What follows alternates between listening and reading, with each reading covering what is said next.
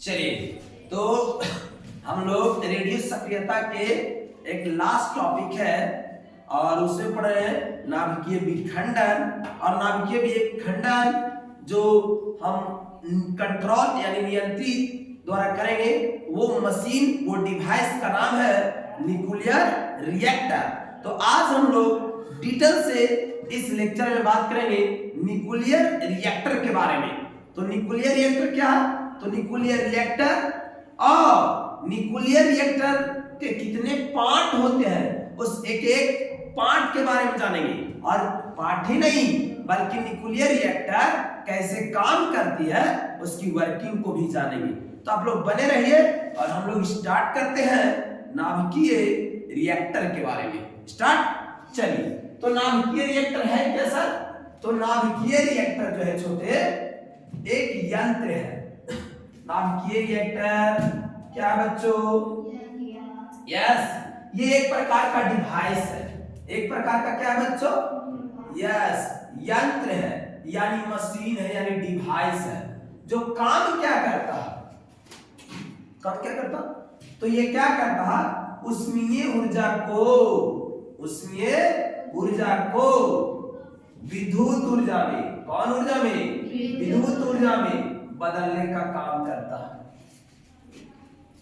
उष्मीय ऊर्जा को विद्युत ऊर्जा में बदलने वाले मशीन को, यंत्र को, डिवाइस को हम क्या बोलेंगे? नाभिकीय रिएक्टर। और इसे नाभिकीय परमाणु शक्ति प्लांट या परमाणु भट्ठी के नाम से भी जाना जाता है, यानी इसका तीन नाम है। ऐसे मुख्य रूप से ज्यादातर बुक में भी आपको नाभिकीय रिएक्टर के विषय में बात करेगा। क्लियर? चलिए, तो आइए एक बात किसको करते हैं कि आखिर नाभिकीय रिएक्टर किसे कहते हैं समझ लिए हैं? सिंपल, नाभिकीय ऊर्जा को उष्मीय ऊर्जा को विद्युत ऊर्जा में बदलने वाले यंत्र को नाभिकीय रिएक्टर कहते हैं, यानी परमाणु रिएक्टर कहते हैं। क्लियर? तो नाभिकीय विखंडन अभिक्रिया द्वारा, नाभिकीय विखंडन अभिक्रिया द्वारा उष्मीय ऊर्जा को विद्युत ऊर्जा में परिवर्तित करने वाले संयंत्र को डिवाइस का है ना, क्या बोलेंगे? तो एकदम सिंपल सी परिभाषा, ज्यादा रटने की जरूरत नहीं। सिंपल कि जो भी नाभिकीय विखंडन होगा अभिक्रिया के दौरान तो वो कौन उत्पन्न होगा छोटे? उष्मीय ऊर्जा। और वो उष्मीय ऊर्जा को कन्वर्ट कर देगा इलेक्ट्रिक ऊर्जा में। तो जो करेगा उस मशीन को हम क्या बोलेंगे बताइए? नाभिकीय रिएक्टर। क्लियर? जैसे देखिए, हम एक एग्जांपल के माध्यम से सिखा रहे हैं। हमने एक रेडियो सब्सटेंस लिया है और ये रेडियो सब्सटेंस के रूप में यूरेनियम को लिए है। क्या ले लिए छोटे? यूरेनियम। और ये यूरेनियम को एनर्जेटिक न्यूट्रॉन से रिएक्ट करवाएंगे, है ना। जैसे ही यह न्यूट्रॉन यूरेनियम में से रिएक्ट करेगा यह अनस्टेबल हो जाएगा। क्या हो जाएगा? अनस्टेबल। और जैसे अनस्टेबल होगा ये देखिए 2 और मोर, 2 या 2 से अधिक हल्के हल्के नाभिक में बट जाएगा, विखंडित हो जाएगा है। तो ये देखिए आपका पहला जो है क्रिप्टन बनता है और दूसरा कौन बनता है? बेरिलियम। और एक साथे एक बार विखंडन होगा तो कितने न्यूट्रॉन? 3 न्यूट्रॉन। और कितना ऊर्जा? लगभग 200 मेगा इलेक्ट्रॉन वोल्ट एनर्जी भी रिलीज करेगा। क्लियर? तो इसी प्रक्रिया को हम लोग नाभिकीय विखंडन भी कहते हैं। लेकिन नाभिकीय विखंडन को कंट्रोल विधि से करने के लिए जिस मशीन को हम यूज करेंगे उसी को कहते हैं नाभिकीय या परमाणु रिएक्टर। क्लियर? चलिए, तो आगे हम लोग आइए रिएक्टर के अब एक एक पार्ट को जानते हैं कि कौन कौन से पार्ट है। क्लियर? यानी कौन कौन से अंग है उसका, समझ गए ना। चलिए, तो नेक्स्ट में हम लोग चेक करते हैं। रोक दीजिए खाली ऊपर वाला देखिए, आप लोग बाद में चालू करके लिखिए। चलिए, अब देखिए ये हम लोग पढ़ने जा रहे हैं नाभिकीय रिएक्टर का प्रमुख अंग यानी प्रमुख भाग कौन कौन से पार्ट होते हैं, है ना। चलिए तो पहला हम लोग बात करते हैं नाभिकीय ईंधन यानी न्यूक्लियर फ्यूल। बिना फ्यूल के मशीन चलेगा नहीं, बिना ईंधन के मशीन चलेगा नहीं चलेगा। तो वो क्या करता है छोटे, तो सबसे पहले जो हमारा नाभिकीय रिएक्टर होगा उसमें ईंधन डाला जाएगा और वो ईंधन जिसको विखंडित करेगा मतलब तोड़ने का काम करेगा और उसमें मुख्य रूप से लिया जाता है यूरेनियम। क्या लिया जाता है बच्चों? यूरेनियम। यूरेनियम का मास नंबर कितना होता है? 235। क्लियर। और इसी को इस रिएक्टर में डाला जाता है और उसको कंट्रोल विखंडन नाभिकीय विखंडन अगर इसको तोड़ा जाता है और टूटता है तो क्या देता है? उष्मीय ऊर्जा। और वो उष्मीय ऊर्जा को कौन में कन्वर्ट करेगा? विद्युत ऊर्जा में। तो इसको चलाने के लिए न्यूक्लियर ईंधन के रूप में यानी फ्यूल के रूप में क्या चीज चाहिए बताइए? तो ऑब्जेक्टिव में पूछेगा तो बताइए नाभिकीय रिएक्टर में ईंधन के रूप में किसको यूज किया जाता है? यूरेनियम। किसको? यूरेनियम। तो आइए बात हम परिभाषा कर लेते हैं। तो कहता है वह पदार्थ जिसका नाभिकीय रिएक्टर में विखंडन किया जाता है, जिस पदार्थ को हम लोग तोड़ेंगे, जिस पदार्थ को क्या करेंगे? तोड़ेंगे यानी विखंडित करेंगे, उसी पदार्थ को नाभिकीय ईंधन कहते हैं। और इसमें किसको लिया जाता है? यूरेनियम के आइसोटोप्स को लिया जाता है। और ये यूरेनियम इस नाभिकीय रिएक्टर के लिए क्या बन जाएगा छोटे? ईंधन बन जाएगा। समझ गए?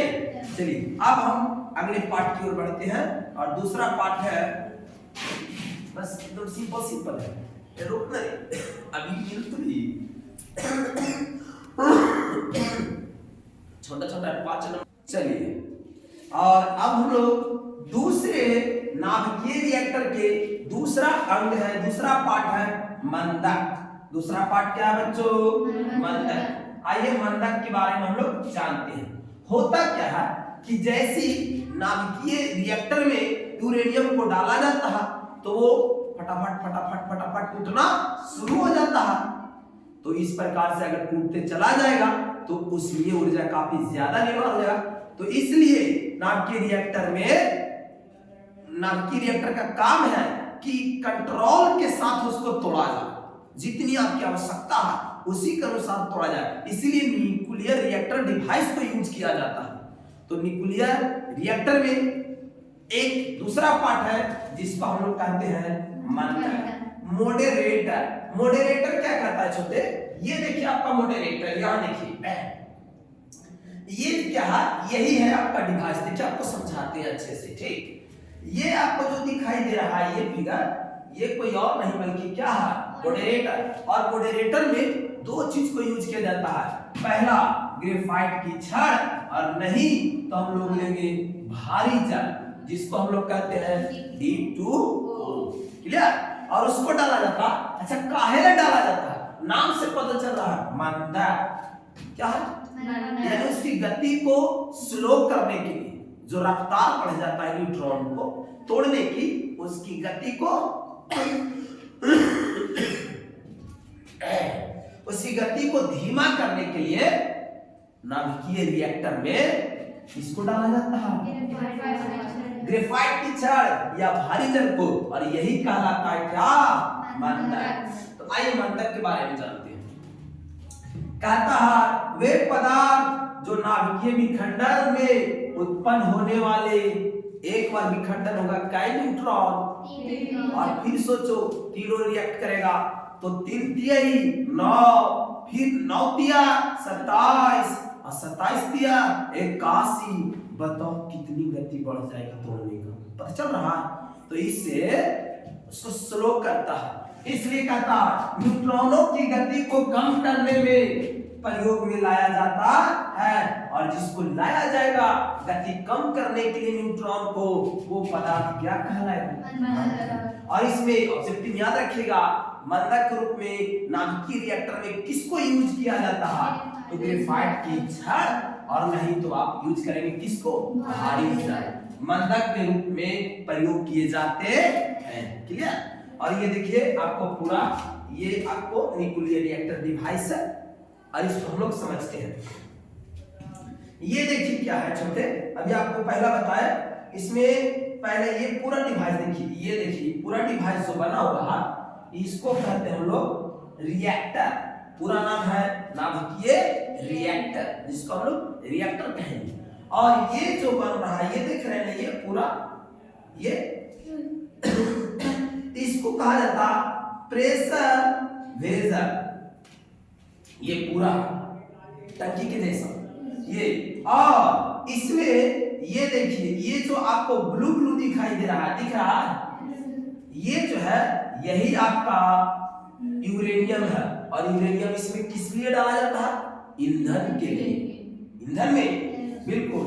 और ये जो आपको रेड रेड जो दिखाई दे रहा है ब्लू से बड़ा, और वो है आपका मॉडरेटर। और मॉडरेटर में किसको यूज किया जाता है, ग्रेफाइट की छड़। और नहीं तो हम लोग लेंगे किसको, बिल्कुल भारी जल को लेंगे, D2O को लेंगे। ये बात यहाँ समझ में आया। और इसके ऊपर वाला भाग देख रहे हैं ना, इसको में ये जो इसको कहते हैं हम लोग कंट्रोल रॉड, और इसको हम लोग आगे पढ़ेंगे। और देखिए ये क्या होता है छोटे, कभी कभी जब ये न्यूक्लियर रिएक्टर में न्यूट्रॉन यूरेनियम टूटता है तो हम लोग से भी जानते हैं कि उसमें ऊर्जा का निर्माण होता है।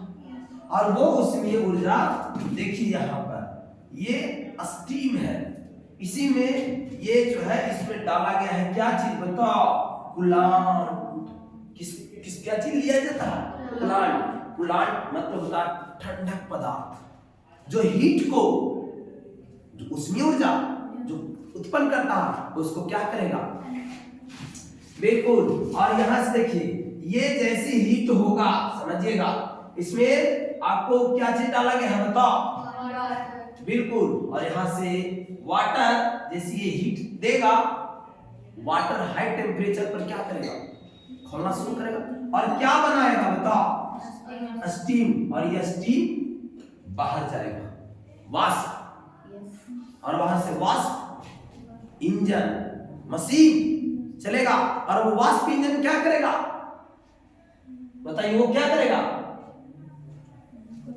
ये वाष्प के सहायता से जब चलेगा, वाष्प जो पैदा होगा उससे करंट फ्लो करेगा, करंट में कन्वर्ट करेगा, कुछ में कन्वर्ट करेगा करंट में, वाष्प इंजन।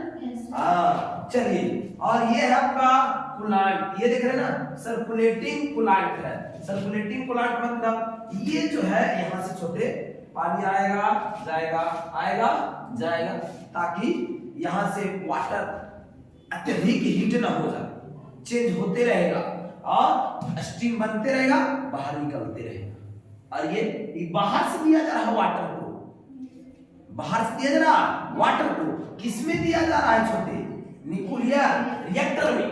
और यहाँ क्या बन रहा है, स्टीम, और वो कहाँ निकल रहा है बाहर। और उससे कौन चलेगा, बिल्कुल आपका चलेगा, कुछ नाम ये थे नहीं थी, वाष्प इंजन चलेगा, वाष्प मशीन चलेगा। और वो स्टीम मशीन जो चलेगा वो स्टीम डिवाइस जो है वो इसी की सहायता जो रन करेगा वो करंट फ्लो करेगा, और वो करंट हम तक पहुंचता है, समझना। तो यही है, इसी को हम लोग पूरा हम लोग नाभिकीय रिएक्टर। तो ये था हमारा पिक्चर नाभिकीय रिएक्टर का, और समझे ना। चलिए, तो यहाँ तक कोई दिक्कत, चलिए आगे बढ़े, चलो आओ तीसरे पार्ट को पढ़ते हैं, बस दो और। चलिए, तो हम लोग अब तीसरे अंग की बात करते हैं। नाभिकीय रिएक्टर के कौन है, तीसरा, जिसको हम लोग कहते हैं नियंत्रक। क्या कहते हैं बच्चों, नियंत्रक। आइए तो नियंत्रक के बारे में हम लोग जानते हैं, क्या आखिर नियंत्रक क्या है ना। इसी को अंग्रेजी में हम लोग कंट्रोलिंग रॉड कहा जाता है, कंट्रोलिंग रॉड कहा जाता है। जो ऊपर में था ना वही आपका कंट्रोलिंग रॉड है। कहता है छोटे, बोरॉन या कैडमियम, कैडमियम क्या नाम है, देखो किसको किसको जरा बोरॉन या कैडमियम की क्षण नियंत्रक क्षण के रूप में प्रयोग में की जाती है। जो ऊपर वाला था ना, जो दिखाई दे रहा वही था।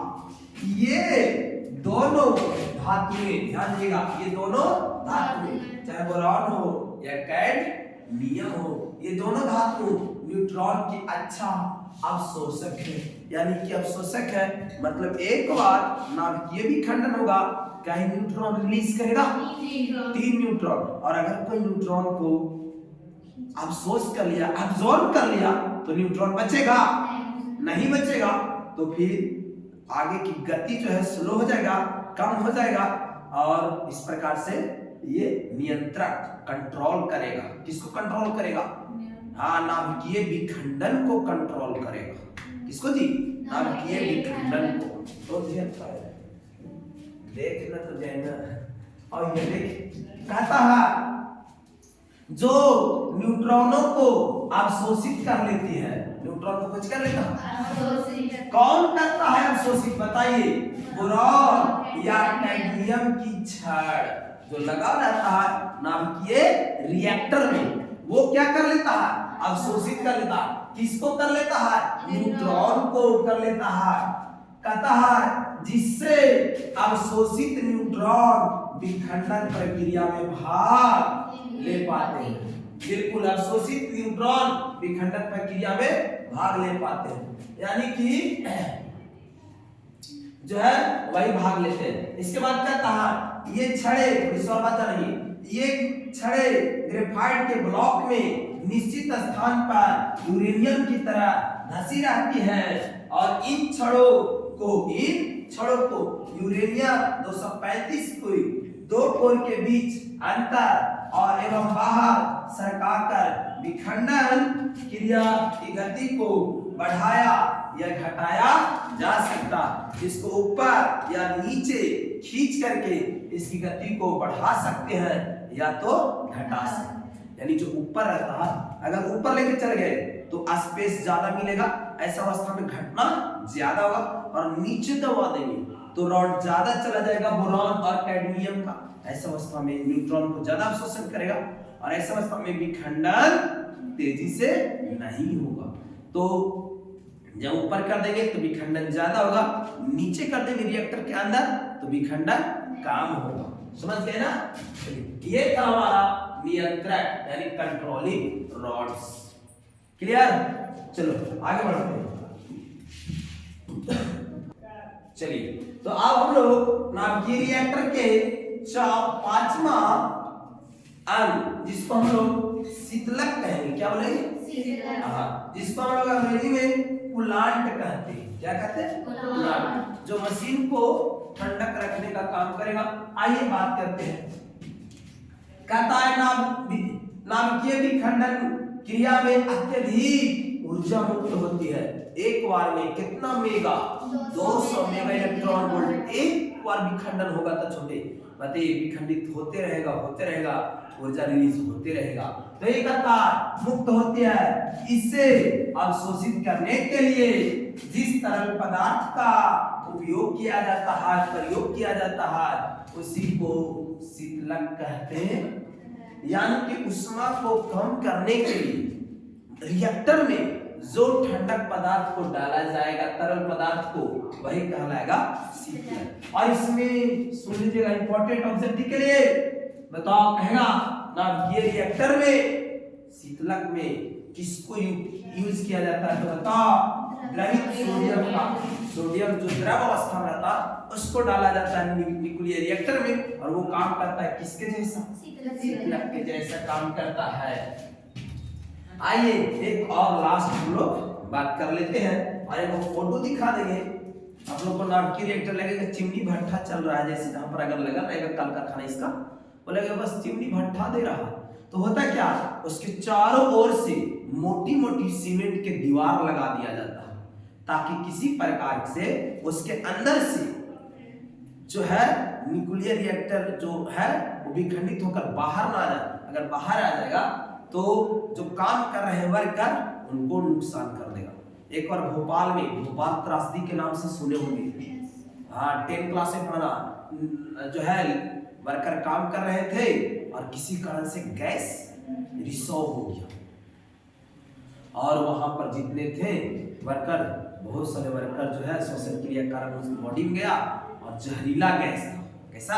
जहरीला। उनकी मौत हो गई। उसको कहते हैं भोपाल त्रासदी के नाम से जाना जाता।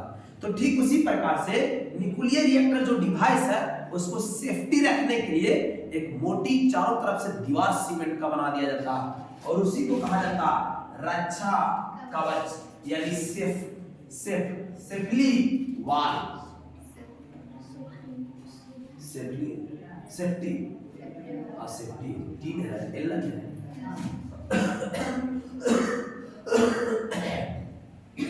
मैंने वीडियो देखना, देखो बहुत खोखे तो एक कौन मिनट तो खोखे सब कट छट उड़ा दे।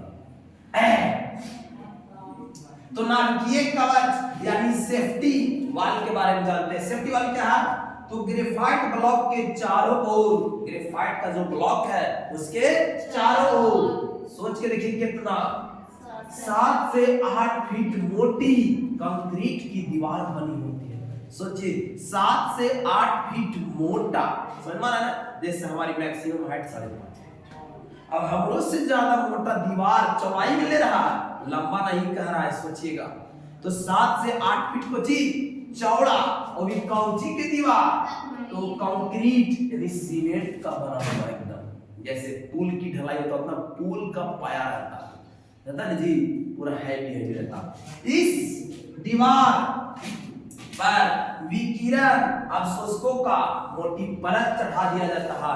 इतना ही नहीं, जो विकिरण रेडिएशन होता है उसको एब्जॉर्ब करने के लिए उस दीवारों पर मोटा परत भी चढ़ाया जाता है। सोच के देखिए, इसलिए इसको हम लोग क्या कहेंगे?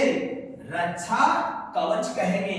और सुनिएगा, यह कंक्रीट की दीवार विखंडन प्रक्रिया में उत्सर्जित रेडियोधर्मी विकिरणों को बाहर निकलने से क्या करता है? रोकता है, और जो वर्कर है काम कर रहे हैं उसको नुकसान होने से बचाता है। इस प्रकार से नाभिकीय रिएक्टर के 5वां हम लोग अंग को पूरा डिटेल से डिस्कस कर चुके हैं। ठीक, अब कैसे काम करेगा उसको थोड़ी सी खाली जान लीजिए। किसके बारे में? नाभिकीय रिएक्टर का क्रिया विधि, है ना। चलो तो थोड़ा सा ये बोलो, समझ में आ रहा है? समझ में आ रहा है? चलिए आइए, तो हम लोग लास्ट पॉइंट है जो जानते हैं, नाभिकीय रिएक्टर की क्रिया विधि, है ना। आज इसकी काम कैसे करता है इसकी बात को हम लोग थोड़ा सा जान लेते हैं। कहता है नाभिकीय रिएक्टर में यूरेनियम 235 को ईंधन के रूप में डाला जाता है, जिसको हम लोग फ्यूल कह दिए थे, छोटे नाभिकीय ईंधन कह दिए थे, प्रयुक्त किया जाता है। और जब एक मंद गति वाला न्यूट्रॉन किसको? यूरेनियम को नाभिक से टकराता है तो इसके साथ क्या गो 3 नए न्यूट्रॉन मुक्त होते हैं। ये ऑलरेडी हम लोग पिछले क्लास में जान चुके थे। चलिए, और यह श्रृंखला बनाता आगे चलते जाएगा, श्रृंखला बढ़ते जाएगा। इस मुक्त न्यूट्रॉन को नाभिकीय नियंत्रण में रखने के लिए कैडमियम तथा बोरॉन की छड़ें जब पूर्णतः ईंधन में घुस जाता है, घुसा दिया जाता है, तो यह समस्त न्यूट्रॉन को कोची कर लेता है, अवशोषण कर लेता है। बताए थे ना, किसकी छड़ होता है छोटे? कैडमियम। और किसका? बोरॉन की छड़। जैसे घुसा दिया जाएगा तो किसको अवशोषण कर लेगा? न्यूट्रॉन को अवशोषण कर लेता है और श्रृंखला विक्रिया को क्या कर देता है? रोक देता है। यानी कि न्यूट्रॉन जो है नियंत्रण करने का काम करता है। न्यूट्रॉन कुछ करने का काम करता है, किसको नियंत्रण करने का काम करता है? नाभिकीय विखंडन की प्रक्रिया को। क्लियर? और क्या कहता है? बस लास्ट टॉपिक है, इन छड़ों को बाद में ईंधन के धीरे धीरे उतना ही बाहर निकाला जाता है। अब धीरे धीरे कहां निकालेंगे? बाहर। नीचे करेंगे तो स्टॉप कर लेगा, अवशोषण कर लेगा न्यूट्रॉन। रिएक्टर एक तरह से न्यूट्रॉन बंद, रिएक्टर करना बंद। अब जैसे जैसे ऊपर किया जाएगा फिर वहां से चालू, जिससे केवल उतने ही न्यूट्रॉन उत्सर्जित हो जो नाभिकीय विखंडन अभिक्रिया को नियंत्रित के रूप में संचालित कर सके और निश्चित परिमाण की ऊर्जा उत्पन्न होती है। एक मतलब यही समझो कि उतना ही जितना आपको ऊर्जा जरूरत है, सुनिएगा, जितना आपको ऊर्जा जरूरत है उतना ही हम ये जो आपका रॉड है, ये देखो कैडमियम है ना, उतना ही इसको ऊपर उठाएंगे जितनी हमको ऊर्जा की आवश्यकता है। अगर उतनी आवश्यकता अगर ऊर्जा मिल गया तो फिर से हम जो रॉड डाला गया है ना छोटे, कैडमियम और बोरान का, जो न्यूट्रॉन को अवशोषण कर लेता, फिर से नीचे कर देंगे, न्यूट्रॉन अवशोषण कर लेगा और आपके रिएक्टर में न्यूक्लियर विखंडन होना बंद हो जाएगा। और फिर से जरूरत होगी तो फिर से हम आपके रिएक्टर में हम कैडमियम और बोरॉन की छड़ को ऊपर करेंगे। बात समझ गए? तो इस प्रकार से ये काम करता है। कौन काम करता है? नाभिकीय रिएक्टर। तो इस प्रकार से हमारा नाभिक चैप्टर पूरी तरह से हम लोग समाप्त करते हैं। और इस वीडियो को लाइक कीजिएगा, शेयर कीजिएगा और क्लास 12 के स्टूडेंट तक पहुंचाने का प्रयास कीजिएगा। ये वीडियो 5 नंबर से लेकर ऑब्जेक्टिव से लेकर सब्जेक्टिव तक बड़ा इंपॉर्टेंट है। तब तक मिलते हैं हम लोग नेक्स्ट वीडियो में। जय हिंद। अब तू हमारा कैमरा मैन है।